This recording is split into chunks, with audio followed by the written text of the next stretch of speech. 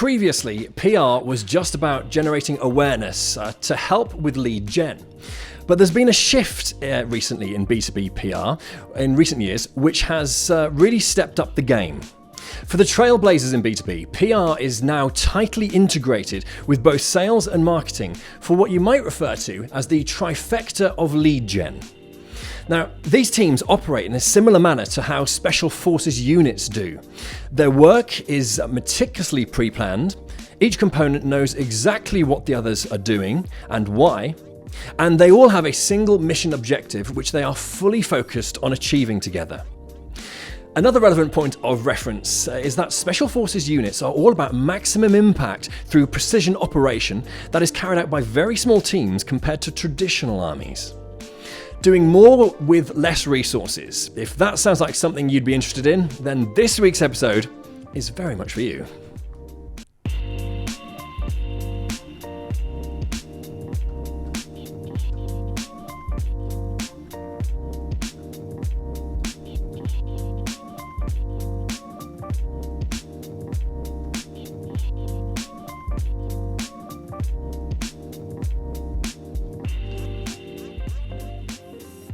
Hello, good afternoon. My name's James Rostance, and this is the 414 live and exclusive to LinkedIn Live this Thursday afternoon.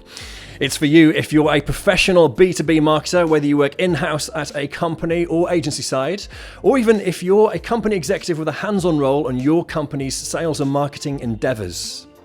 Now, the promise of the show each and every week is for you to expand and enhance your professional knowledge so that you can do better at your role, deliver better results, and deliver even greater results for your company with what you do. Now, this week on the show, as mentioned, we're going to be looking into the Trifecta of Lead Gen. It's an awesome topic, and yes, really looking at how PR, marketing, and lead gen activities all come together to really knock one out of the park for delivering sales ultimately for your company. Now, to help with this and to give us a really solid insight on the latest in this field, please welcome all the way from Macclesfield in the north of England, Claire Lamb. Good afternoon, Claire. Good afternoon, and thanks for having me. Thank you so much. And sorry, I went to misspell your name then. I have to look down on my notes. But thank you. And I say all the way from the north of England. That's okay. Well, it's a great topic. So let's jump straight into things this afternoon. So can I ask, what has been the traditional role and approach to PR within B2B up until now? I think if we go back, a good couple of decades, PR has always been very much considered a brand awareness generating exercise. So typically brands would come to us and talk to us about making them famous. I mean, it happens all the time and still happens now, in fact. But it's moved on quite considerably from that. And don't get me wrong, PR absolutely still has a really, really vital role in raising brand awareness. At the core of many of the programs that we run is that simple awareness generating activity. But actually, the problem with some of that, when particularly when clients come to you and say to you, we want to be famous, can you do that for us? It typically means that their objectives are quite ill-defined or a little bit vague. And it doesn't really allow PR to almost deliver what it's capable of. And I think as well, there was often a little bit of confusion in terms of what marketers considered PR's value to be. So a lot of marketers very much treated, and sales execs also consider PR just to be about press relations, and it's not. It's so much more. It's such a broader topic than that. Clients still like getting their names in the newspapers or on the TV, and that's still a core part of what we do. But we now treat PR as just one channel of communications. It's just one effective way to deliver your message with a huge amount of other resources available to you within the comms toolbox, if you like. And from my perspective, very much, to get it right, or to be trifecta of lead gen, as we've just talked about, it's very much about bringing all of those tools together to make it one cohesive program. So what is it then that the leading companies are doing that's different with the approach right here then? I think fundamentally, I think the industry's changed, and it's kind of changed in two things happened really. The first one, which is probably no surprise to anybody, was really the kind of changing role of the media. And the second thing, which I think has kind of created a much bigger ripple effect almost, is that marketing became much more accountable. It was able to deliver greater ROI. If we kind of look at those 2 points separately, you can see then how they collide into, changing the industry. So initially, the role of press was very much to inform, but it was all very controlled, and it was all done on a very kind of measured basis. And obviously the internet happened, it changed the role of the press. We saw the rise of citizen journalists, where journalists were on the street reporting news way before a journalist could even make it. We moved from a print and maybe broadcast scenario right through to online and a 24-hour news society. And I think a lot of people think of that as B2C, but it's not. It's very much in B2B as well. The trades changed, moved away from print because it was expensive and into online, which just meant the whole thing became much faster. Mm-hmm. But at the same time, as that was happening, PR as an industry had to kind of reinvent itself because it couldn't rely on, there's that single outlet. So what happened was PR started looking at what it actually did really, really well. And actually there was a little battle that went on between kind of the PR industry and the advertising industry as to the roles that they were going to play, because everyone was predicting the death of both. But actually what happened was PR worked out very quickly that it was almost like the keeper of the stories, the brand stories. And it had been doing that for years. And in fact, it had been doing that for years in front of the toughest audience known to man, which was the journalist. If you could get a good story, and got a tick from the journalist, you knew your story, and still does hold weight. I think advertising was in a trickier position because they were much more telling what it was that the brand wanted to say, whereas PR particularly spent time talking, taking what the brand wanted to say, but translating that into what people wanted to hear. And that's when the power of the story kind of started to come through into everybody's kind of psyche, marketing particularly. Our agency was founded on the principle of storytelling 10 years ago.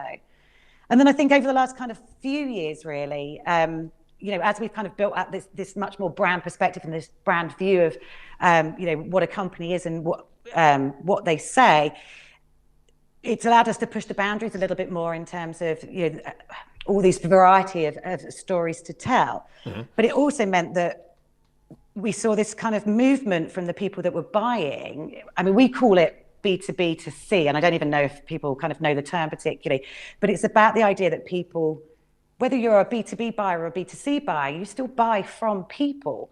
And you should never really forget that in B2B. So when you're talking about, your brand messages and your brand story, it's very much about putting a human element to that, so people understand. And I think that's what PR started doing incredibly well about 4 or 5 years ago. So we had that kind of storytelling and kind of brand messaging evolution happening on one side. And then at the same time, tech came along and allowed marketing to, I hate to say this, I've been in marketing for 25 years, but I hate to say it, but it was known as, back in the day as the colouring in department. No one really knew what they did. Mm-hmm. And it was terrible, but no one knew what they did. It was all considered smokes and mirrors because it wasn't very measurable. And tech really changed that, I think, for the marketing department. It came and it gave them the tools that allowed them to look more acutely at the data that they hold and, understand that how their campaigns were performing and able to really kind of deliver value back to the business. And you can see this in things like the evolution of the marketing role. 10 years ago, there was no such thing as a CMO. But now they've got a seat on the board. It's very much, they're having to be able to deliver ROI and to be able to kind of say what values the money that they're spending is driving to the business. Now, sales have been doing that brilliantly for all time. With sales, it's incredibly measurable. You look at the revenue you've booked or the money through the door. And I think that's the key. I think marketing didn't really have that tool available to them at the time, and now they do. And I think the fact that they're more measurable has allowed them to very much integrate more effectively into that sales side. And then you've been able to put kind of PR underneath that as a platform for support, really. And then you've got this great trifecta. Nice. Well, on that point then, in that case, so where you're more closely merging. Well, hang on, let me get this right. Sales, marketing, and PR, where you're all, I guess, working as part of a much tighter team. Could you talk me through how you actually plan campaigns that make full use of each section's capabilities and knowledge and expertise? Sure. There. Yeah, of course. I'd love to. So there's kind of a number of different ways to approach it. We very much here at Scout, we really advocate what we call integrated communications, an integrated communications approach. The idea and the principle behind that, as I was just talking about a little bit ago, that press just became one channel. We identified as an industry, not just as a Scout, all of these different channels that were available to us, whether they were marketing channels or sales channels. And we build our programs to roll out over all of those different elements. And we look at, which ones deliver most value. So let me give you some examples of that. So, traditionally in the past, marketing communication tools would be things like press. It would be, a direct campaign, maybe over email. It may be social. It could be, content on your website, anything kind of digital. And then sales sat on the other side, and they had their sales toolkits, for example, or they may have an agency on board that's doing telemarketing, or they've got a pre-sales team that's, calling out and doing outbound activity, and they kind of sit quite separately. We don't advocate that at all. Our approach is very much to look at all of those tools together and to work out. I mean, it sounds obvious, it really does, but not many companies do it, and they don't do it effectively. So when we start building out an integrated program, we obviously take a step back. We start very much with the very logical, which I would hope most marketers do, business objectives. We allow those business objectives to see how they feed into your sales and marketing objectives. And then your PR objectives should come very much from those bigger things that you're trying to achieve. Once we know clearly what it is that PR is trying to do, we then look at your audience. Audiences have to be closely defined, and I think this is so much more important than it's ever been. And in fact, it's something that advertising has done brilliantly for years, and sales do brilliantly. But they know who their audience is. They talk to them every single day. Segmentation is, marketers do well, but there is room definitely to really define what we would call audience personas. You need to understand who your audience is. Otherwise, how do you know what you're going to say to them? You need to know who they're influenced by. Otherwise, how do you know which channel to use? You need to know what it is that they want to hear. And, brands often spend a lot of time telling them what they want to say, but it's about actually being able to, talk to them in a language that they understand and that resonates with them. You can't build engagement unless that audience really, messages really resonate. So closely define your audiences. I mean, that's absolutely key. And once you've done that, then you're in a position to kind of then take a little step back and look at your landscape. What market are you operating in? What are your commercial challenges? What are the challenges of your competitors? What are people doing well? What are people not doing well? Very often, a brand will come to us and say, we want you to make us famous. And you'll say, why? And they'll say, because we're about to launch a new product. It's a market disruptor. It's going to change the way that people buy something, whatever brand, product X. And when you dig down into it, you discover that they've created a product because they could, not because there's a demand. So the job of PR is obviously to help create that demand. But if there is no demand and you're not able to talk to your audience in a language that breeds that demand or creates that demand, then you're not going to be able to sell that product. So it's quite a fundamental step, if you like. Once you understand your landscape, you then take a look around at the organization and start building out those stories. And that's where we always come from. We look at the stories that are really true and honest, because that's key in any kind of human interaction. We look at the stories that really have built the brand into what it is that, to that day, and then what stories we need to build and create to take that into the future. And then once we have that, we start to build the program. And that's very simply, coming up with the creative ideas, looking at, again, which channels are need to work more effectively. So to give you kind of some real world examples, say you've got a product that you do want to launch. It's a new product, new market for you. You've identified, your audience messages and where that market sits. but nobody really understands the product. And maybe say it's a new piece of technology, and nobody really understands it. So the first thing you're going to need to do is educate your market on that piece of tech. What is it that it does? So then you start creating content and campaigns that allow you to deliver educational material or webinars that allow that address a challenge where this product answers, and you can educate your audience that way. But we start looking at all the different tools that are available to us. So we might say to the sales team, actually, you're an event in 3 weeks. We'd like you to talk about the piece of content or the anchor content that we've created and use that as your sales tool, for example. Your pre-sales team need to be talking in this language with these messages so they know what they're saying. And then we look across to the comms channels and we make sure that that's replicated on social. So just imagine, the nirvana is, someone goes onto LinkedIn, they see a post from a company and it's a sponsored post, but they've been targeted because they have the specific job title. And then they move off, they attend a conference and they hear the same message coming out of the conference. They engage on a post or something, or they leave their business card at the event, you take that back. It's about that buyer journey, mapping those tools against each stage that buyer is going to take. And if you can get those working together, that trifecta of those three, each one takes its specific and necessary role. So it comes back to your analogy that you were talking about, special forces. It's very planned. Everybody knows what they're doing, and everyone knows what they're supposed to be doing and when. And that, in turn, just makes it a much more powerful approach. And just to... Does that make sense? Yes, it does. And just to make a fine point of this, this is all happening because you've sat down right at the beginning with each of the different elements of the team, sales, marketing, and PR, and you've come up with a combined plan and a combined strategy right at the very beginning. Is that describing it accurately? That would be absolutely the best way to approach it. It doesn't happen as often as you think. Well, yes, yeah. Rarely, never. But yes, some of the best clients we've ever had are ones that carry the dual sales and marketing role. So, 20 years ago, if you had a sales role, sometimes you were just given marketing, but you didn't really understand it. And I've worked with marketers that ended up with the sales function without really understanding how sales performs. Now, some of the best clients we have are the ones that look after both. And it's because then inherently they understand what's needed for both.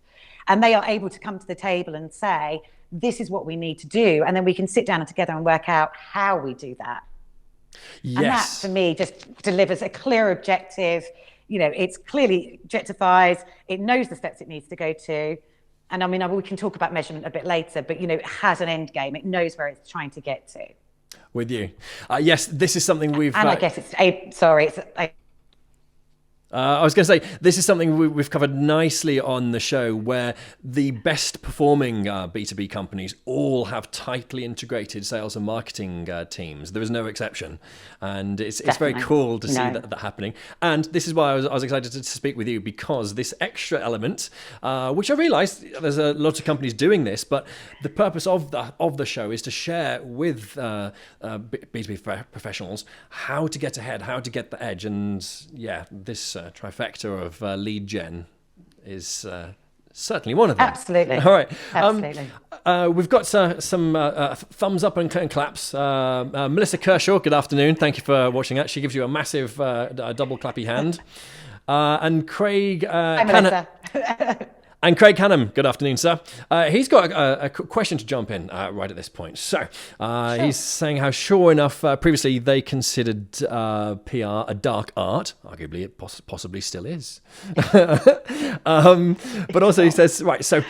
During these nowadays, we work in a transformative age. The working world is moving daily. What is, in your opinion, the winning formula to optimize comms? What would you benchmark yourself against in terms of KPIs? And do PR professionals still think themselves separate to marketing or working in marketing? That's a great question, Craig. Thank you. Right, over to you. Okay, I think I just nodded and shook my head in the right places. So it's not a dark art, and it never should have been a dark art. But it was. I go back to the colouring in analogy. PR was considered smoke and mirrors. You couldn't measure it, and it's not true, and it hasn't been true for years and years. how do you measure it? I think that's one of the questions was what KPIs do you use? Yeah. So there are hundreds available to you. The key thing with your metrics is to make sure that they're in line with your program and what you're trying to achieve. If you're trying to achieve lead gen, for example, you know that your end game is to achieve X number of leads in the year, you're mapping it backwards. So how do you get to that point? What role is marketing and sales playing in that? And by the very same argument, PR as well. So do you need to get your message in front of X number of people? So, okay, you can do that over social and you can measure your impressions, but you can also do that over media. So you can, again, measure the number of people that have seen a piece of coverage. Do you need, to increase engagement? So then you're tracking things like, links in maybe a piece of coverage that come back to your website to bump up your impression, to bump up your number of visitors there. So there's a raft of metrics available. I would always advocate start at the end almost and work your way backwards. But if you're not measuring it, how do you know whether it's working or not? And I do have this conversation with clients a lot of the time, which is there's no real benchmark because each brand is ultimately relatively unique in B2B. So I mean, I know there's obviously similarities, but what's happening with one company happens because they have a certain market position or a certain budget to use or a certain CEO or a certain customer. So all the best KPIs for me are the ones that keep moving. So set your stake in the ground, and then when you get near it, start moving it along. So okay, so we've been doing this, so let's see what we're going to be doing next. Is this still achieving what we need to achieve? And then reflect backwards. I don't know if I've just made that more confusing. I hope I've answered it. You have, and yes, that does make sense. Yes, working from the end backwards, because that makes sense because you will always going to hit your target then because you know where you're going and need to go. The final part of his quite awesome question was, yes, we're seeking clarification here, but he says, do PR professionals still think of themselves as separate to marketing or working with marketing? Oh, absolutely part of working with marketing. None of these things sit in isolation. Press, and this is the problem, I think, because PR has been confused as merely press for so long, people consider it kind of outside of everybody's remit and it sits on its own, but it doesn't. It's, everything that we do is a channel. It's a channel to reach the relationships that you need to build, the influencers that you need to reach, whether that's customer stakeholders, whether that's, potential investors, whether that's new employees or, prospective employees, whoever those stakeholders are, we're a conduit, a channel towards that. So we have to be part of sales and marketing. With you. Okay, so in that case, could we talk about what are the real world benefits of taking this approach where PR, marketing and lead gen are all tightly integrated to deliver this? I think, the no-brainer is probably the thing that you were talking about the last time you were talking about bringing sales and marketing together, which is if you're all working towards a single objective, your outcome is going to be lead gen and hopefully conversion because that's what you're all working towards. If you're all working towards different elements, brand awareness has a role to play in lead gen. It's not a direct lead gen activity, but it has a role to play within that. So it's one of the steps. In the same way that having an outbound dialing telemarketing agency is a step in that process. If you can bring all of those together and integrate those all tightly, then that's what you're working towards, is that one objective. And it makes it easier to, imagine the power behind that if you were all working together rather than in complete separate silos.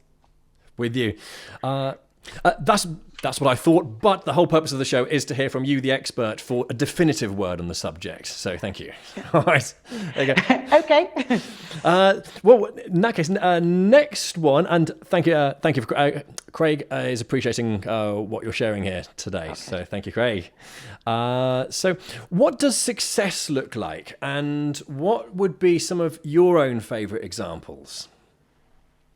Okay. I think in terms of success, it's that working in harmony together. So it is working towards that single goal. And there's lots of companies out there that are doing it brilliantly. Mm-hmm.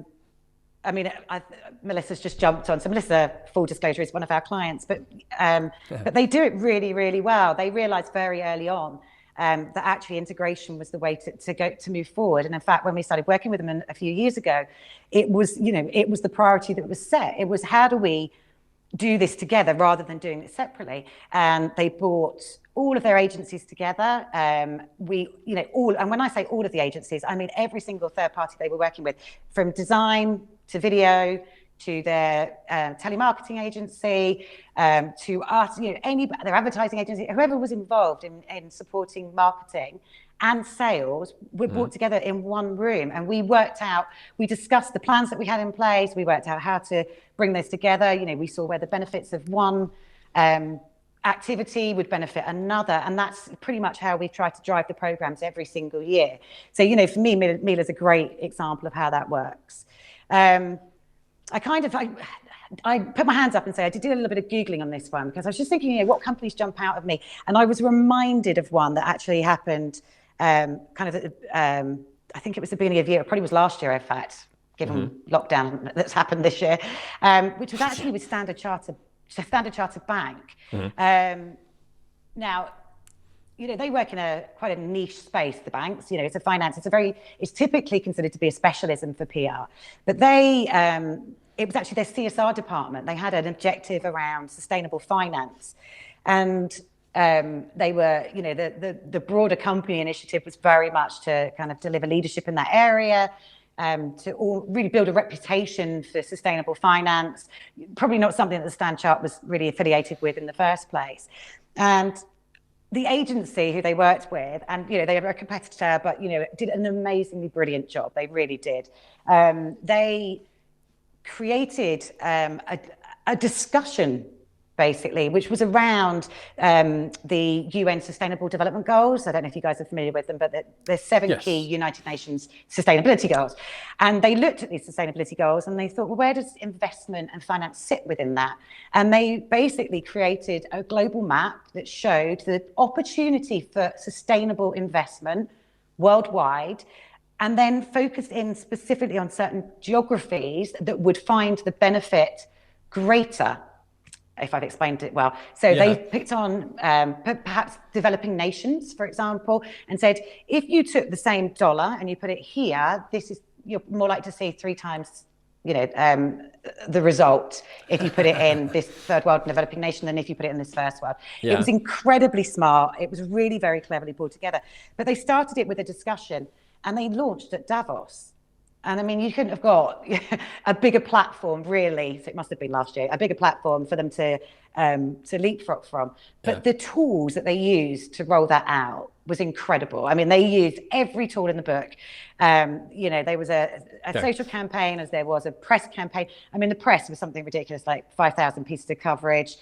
But they ended up with something like 12,500 inquiries to their sales team, and their sales team were, working on their own campaigns as well. So as success goes, that's definitely a great one to look at, really is. And then there's smaller niche ones out there. We've got another client, Wax, who we've worked with for a long time. They were in fact our founding clients. So 10 years ago, we've been working with them. And they're a software company. They make, they've in fact just been bought out. So they're working as part of a bigger brand now. But they work in the procurement sector, and they do this very, very well as well. And they were quite an early adopter to it. So they worked out very early on that actually the impact of what we were doing from a comms perspective was having this actually very short realization into lead gen. So we just backed it up a little bit, looked much more tightly to put it all together and integrate it. And we've been operating in that way ever since. But the key thing about Wax and Mila as well is metrics. The way that they measure means that everything is much more accountable, and it's much easier to see what the impacts are. So Wax, for example, we know that the work that we do, it generated I think it was almost 20% of their new business generation target for one of the years that we were working in. I think it was 2018 when we last did it. So that is an incredibly tangible. We can actually tangibly say 20% of the new business leads that came in were created by the work that we had done. And we were able then to compare that to the budget that they'd spent with us. And then all of a sudden, you've got a very, very strong ROI. How, out of interest, do they set about recording or measuring that? Do they have some kind of system in place to track leads? Well, that's the thing. And that's the thing. So you can obviously, you get your, say, you've pushed your prospect down the funnel, they're at the website, they're on the website, and you think, we've got them, they've downloaded some content, or they've started to engage in a certain way. How, we talk about you can get the horse to water, how do you make them drink? Well, then it gets picked up maybe by the sales team. So this process is all completely aligned, but you need somebody within every step of that process to be asking the question, how did you hear about us? Why did you want to buy from us? And Wax do that very, very well. They have those conversations with their clients. Once they've signed on the dotted line, they go back and ask those questions again. Not many questions, 4 or 5, but it's very tangible. And they're able to say, oh, actually, I think I saw you there, or you were speaking there, or I saw, they're able to very much define.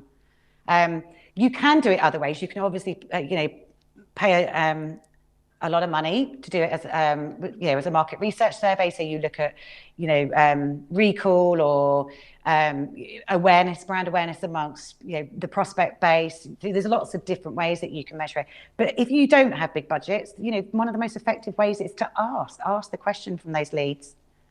I think, the old school way of doing things, just picking up the phone and asking, there's probably a lot to be said for that. There is. And more personable, because also, who really wants to fill out yet another online survey, whereas casual chat will probably be well received.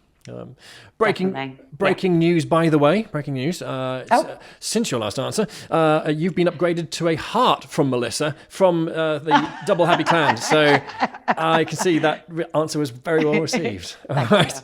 That's awesome. Hey, look, so that's lovely. With these campaigns going so well, or this type of campaign, integrated campaign going so well, what do you see as being the absolute keys for success?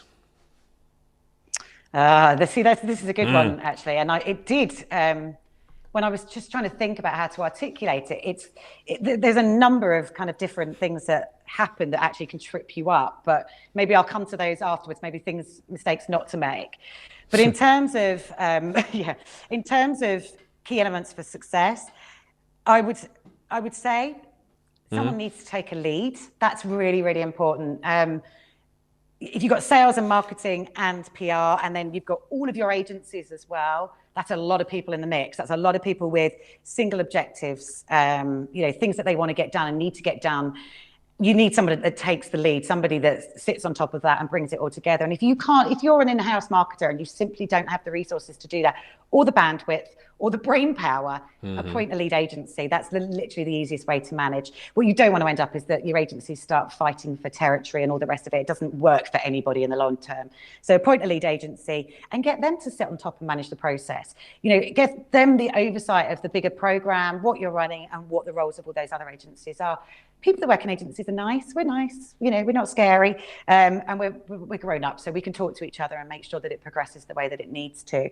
I regularly find myself in conversations. I was on a call yesterday with one of my clients' PPC team, an SEO team, because they were talking about certain links that they were needing, and that should be all feeding into different programs. So. Point the lead agency so there's not, that battle or the knocking heads that used to happen between sales and marketing. I think the other ones, do you know what? If you're in marketing or sales, you do know already. Planning is critical. Where did I read something? I'm going to just look at my notes. Yeah. I thought this was lovely. I found this on LinkedIn. It popped up weirdly on my LinkedIn feed yesterday. It says, planning without action is futile, but action without planning is fatal. And it's by somebody called Anthony James. I have no idea who Anthony is, but great quote, Anthony. But it's such a true, it's so true. There's no point planning unless you're going to get somewhere and you use it, but don't just go ahead. Sometimes I think we all get caught up in the great idea. Someone comes up with this really great concept and gets very enthusiastic about it. But unless it's delivering to that key objective and it's delivering ROI, there's no point spending money on it. There really isn't. I can tell you I have killed off some of my best ideas just because they weren't on message or they weren't going to give us the result that we needed. And that's just how it is, I think. After planning, metrics, know how you're going to measure success. Spend some time thinking about it. When you do your planning, really, really spend some time thinking about it. Rob, in fact, the MD of Scout, did a webinar on how to measure PR because people think it's immeasurable, and it's about looking at all the different stages that of marketing and the buyer journey particularly, and scoring your metrics against that. That's the best way. I can see how that's actually a really strong principle to be on top of. The idea of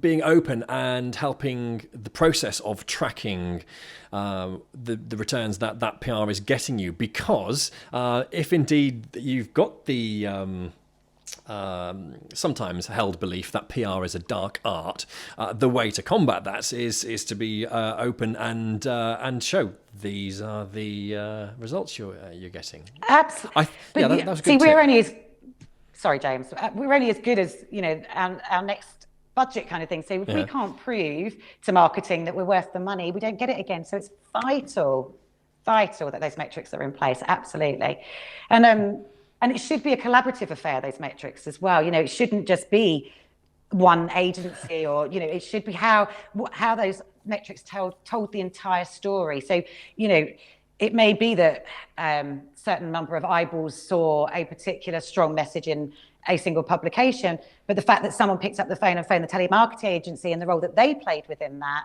is just as important. With you. Does that make sense? It does, yes. And actually, could you provide a little bit more clarity by just repeating that quite awesome quote that you'd picked up again? That I found. Yes. She said, so this is somebody called Anthony James, who appeared in my LinkedIn feed. I'll have to find him now and connect to him. 100%. But he basically said, planning without action is futile, but action without planning is fatal. And that's just because you don't know where you're going to end up. And I would absolutely advocate that. Nice. Well, with that locked down nicely, what's on the flip side of elements for success? I guess the flip side of that would be, things to avoid at all costs. Yes. What are they? Yeah, so there are a few. And again, some of these are probably no surprise to any kind of marketer that's out there. Yeah. Budget. And unfortunately, budget is always going to be the one big potential to derail anything. I think most people in marketing have seen that this year. We've had to all kind of, stop and, I'm not going to use the word pivot, but, change direction and look at what we can do and how we better, more effectively use that money. And I'm hoping really that the learning that we've had this year is going to go forward in terms of how we continue to make effective use of budgets. But budget's always the one that's going to really be the biggest challenge, I think, for most marketers. However, I would always advocate not allowing that to stifle the plan. Start with the plan that is Nirvana and Utopia. What is it that you would really, how do you feel like you're going to answer those objectives? How do you think you're going to do that? What does it look like? And then inevitably, if you need to, you can strip it down to, whatever becomes a bit more manageable. Maybe you just don't have the in-house support that you need, or you don't have the resources in different areas, but you can simply pull it back into the areas that will have the most impact. And that just might mean shaving off something in one area and putting a little bit more into another. But I would always don't let it hamper you in the first instance when you start. Come up with what the best plan looks like, because you never know, actually 6 months down the line, something else might happen, the alternative to the pandemic, and we might get bigger budgets, and then you've already got campaigns or programs waiting to go. Wouldn't that be nice? Yes, that will happen on April the 15th, guaranteed. All of a sudden, CFOs will go, hey, here you go. Knock yourself out. Yeah. Anyway, back in the real world. Yeah.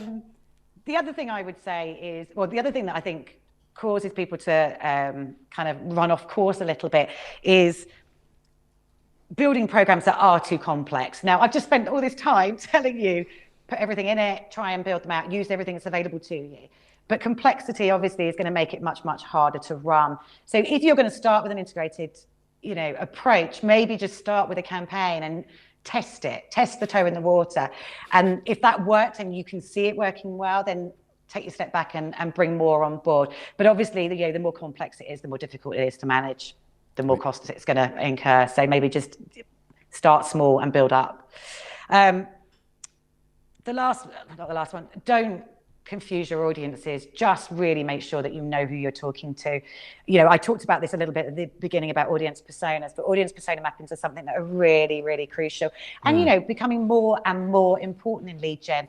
You know, if you're taking something like an ABM approach, for example, you know, it's critical that you know who those people are that you're targeting, but, you know, you need to define them more closely. So you do need to know what LinkedIn groups they're part of, who, you know, what makes them laugh, you know, do you know anything about them on a personal level? I'm not advocating stalking, far from it, but you do need to really build out a picture of that.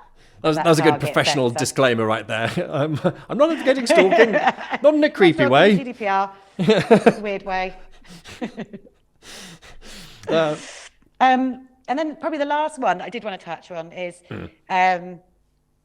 you do have to bring everybody on board. It's not easy, and it is. I think it's the thing, you know, if you go back, the reason sales and marketing didn't get on is because, there was territory to be had, and one, and I won't say which one, thought they were probably more important than the other, but then the other one thought that they were feeding in. So it never really came together particularly well. It does now, that's the thing. And I think, you know, we've all learned those lessons. Everybody knows, you can see the power of bringing those two together. So make sure that you have everybody on board from the outset, because it will just make it much, much easier as you move down the line. And if you're all, you know, working towards that single objective, there's less opportunity for anybody to kind of sit back and do the territory or the land grab again. I love that. Hopefully this is making a lot of sense to you watching and listening. This is really, really good. Well, with all of that said, I think it'd be an opportune time then, in that case, for me to ask, Indy, what are the key takeaways that you would like everyone to have from this? Okay. Key takeaways. I guess if I had to leave you with just maybe a few things, it would be the power of integrating those three things together. Don't underestimate it. If you can do it, and you can bring sales and marketing and PR and all those comms tools and sales tools and marketing tools together in one direction, you know, the power is infinite. It really is. You by the very nature, you'll start seeing things perform better. You will be able to measure it, and you will be able to, you know, see ROI from that. I would also say, you know, don't be fearful of experimenting with it as well. So, you know, there's great technology out there and tools that can help you do all of these things. Have a go, experiment with them. Most companies will let you have a trial, particularly on the measurement side. They'll let you trial a lot of those tools. So do, if you can, have a play, or talk to, you know, agencies and get them to try them with you. Plan, and plan again. I can't underestimate the value of that one. Just to make sure that you're on track. It's crucial. And then I guess the other point that I just labored with about your audience, it'd be those three things: power of integration, make sure you plan, and always know who you're talking to, know who your audience is. I really like and respect your absolute determinedness on this. It's like you haven't wavered at all. So that's very reassuring, and that's cool. Top of the bone. If I may, Craig would like to slip in one more question before we wrap right here. And he just wants to ask last, do you advocate marketing research focus groups approach to set the standard, or are you reliant on what you think you know? That's actually a good question. Go on. That's a great question. Really good question. The challenge always, well, okay, in my experience, and of course it's only my experience, the challenge is always budget. So if you have budget, you know, what you're talking about really is, you know, the A** approach, by using focus groups or using market research to really, you know, build out an understanding of your landscape and your audiences. And you can take it as broad as you need it to, your competitors, everything else, and using that to inform, you know, the direction that you take. That would be amazing. But a lot of, you know, companies just don't have that resource available to them. You know, their marketing budgets are working harder and harder than ever. And so, you know, you're not able to, at that point, if you're not able to apply that approach, you know, we would advocate something. I mean, we have an in-house technique that we call foraging, basically, and it's all based around our natural storytelling approach. But it basically means that we go in and we meet as many people as we possibly can within the organization from as many different parts, basically. So everybody from the CEO to the receptionist, to the coffee lady, to the head of sales, to the head of product development, the head of innovation, whoever you've got.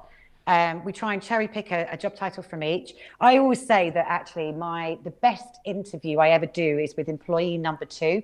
You could be you could have 450 staff, but the person that's been there since day one is typically the founder and then the dog's body that was employed as employee number 2, understand more about the brand and the business than anybody else. And the audience say they've been through every evolution of that company and that brand.